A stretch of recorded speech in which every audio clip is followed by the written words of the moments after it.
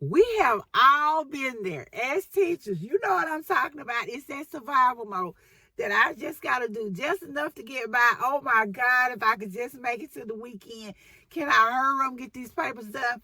Well, one thing I know as an educator myself is that survival mode is not really surviving.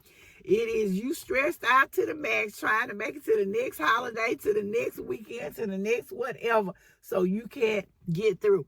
But I want to talk to us today, and you, mainly you, about how you can set up systems to help you have a smoother classroom routine so that you can make time for yourself and your family. And I'll talk about that some more in another video, and be sure you watch that one.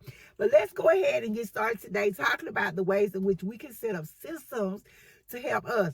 My first tip is set up a support system. As educators, we need support. People don't believe it because I've been told for years that I have a little cushy job. I get to just sit and play with children. Sit and play with children. I teach at a middle school, okay? So you think about it. I'm definitely not sitting playing with children because the students I have are caught between wanting to be grown and wanting to call their mom and tell her on me. So, hey, I'm definitely not sitting playing with children all day, okay? Plus, I teach a subject area that has a state test tied to it. So, no, I'm not having fun playing all day. I'm actually working my hind cakes off. But anywho, let's talk about setting up a support system. We all have to have that support.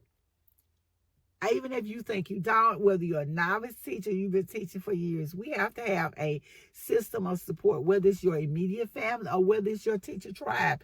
We need support. We have to support one another. We can't make it without each other. There's a song that says, I need you, you need me.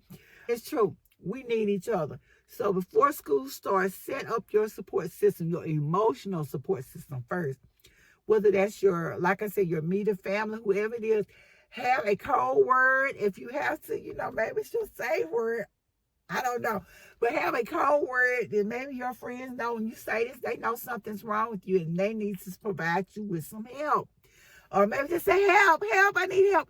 And if there's no shame in needing help. We all do. Even as a vision teacher myself, and I've been teaching for years, and I'm great at setting up systems, but trust me, sometimes that emotional support system can be hard to find.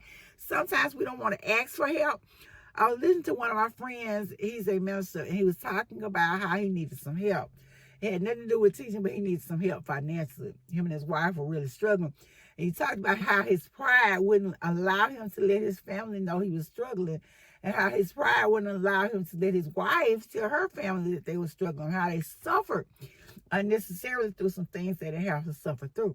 Let me tell you this, as a teacher, as an educator, as a human being, you need an emotional support system, and there's nothing wrong with admitting when you need help. We all need help. Please ask for it. That's my first tip. The second thing I'm going to say is create classroom routines that are consistent, that you can use to help you stay grounded and stay focused. So you're not wondering what you're doing today or where things are going to go. Establish clear routine. Your students should know what they do when they first come in. This way your students and you know what to expect and when to expect it. You can have your rules and your routine set up where your students can see it. That's a visual schedule.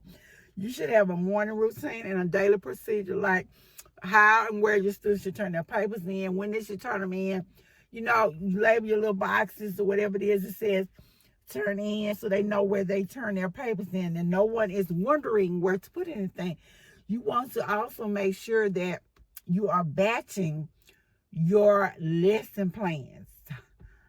Batch them lesson plans. Don't spend all day working on lesson plans. I know a lady who used to spend hours on lesson plans. She had the most glorious lesson plans I've ever seen. She taught math.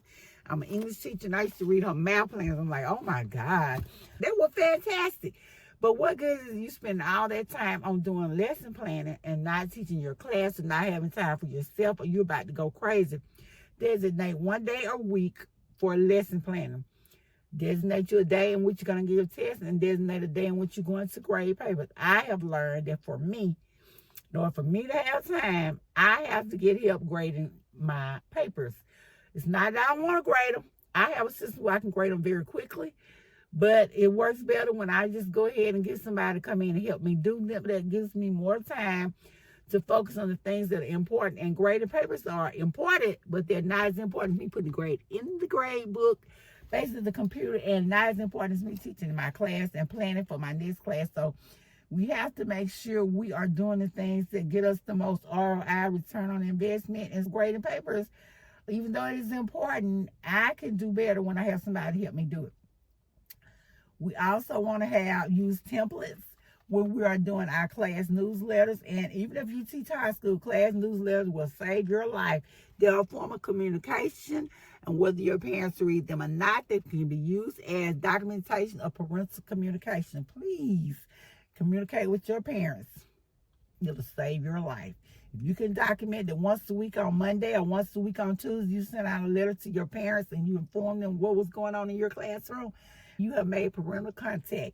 And then don't forget to call your parents. But we're not going to get off on that. Use templates to allow you to quickly and easily communicate with your parents.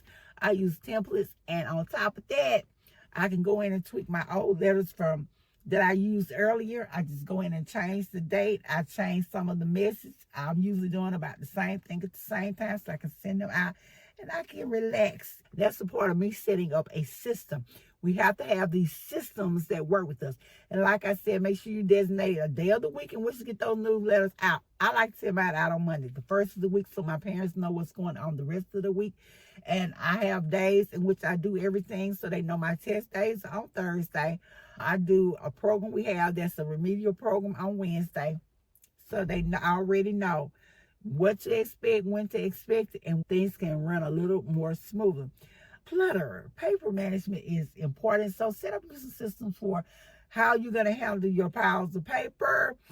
Get rid of that clutter. You have a spot where you put the papers that you're going to return, papers that need grading. For me, I have a little folder that I put for each class that I put their papers in. That way I can just flip to them, hand them papers out back to them. I hand those papers back out on Friday. So once they're graded, they go in the folder. Into the folder, my folder. And then I have the students, I make them responsible for filing their own papers into their folders. I also have a little mini self-care system. For me, it is those few moments during my planning time when I can sit down, take a deep breath, and say, hey girl, checking in on you. You're having a great day. And I can drink my water. I can grab me a caffeinated soda, which I probably shouldn't have. But that's what works for me. That helps me to stay grounded and focused. And so that's my mini self-care system that I use. We have to make sure we're setting up systems as educators that are going to help us work faster and to help us stay sane throughout the school year and the school process. So I thank you guys so much for listening. This has been LaWanda Shields 2Q Classroom talking about how we set up systems. So I know my school may have already started and you may be in the middle of doing what you're doing, but I want you to get out of survival mode and set up systems that can help you function better this year so you can practice some self-care and you can make it through this year. We're coming out of survival mode, remember, and we are focusing on having a fantastic school year. I'll see you guys in the next video.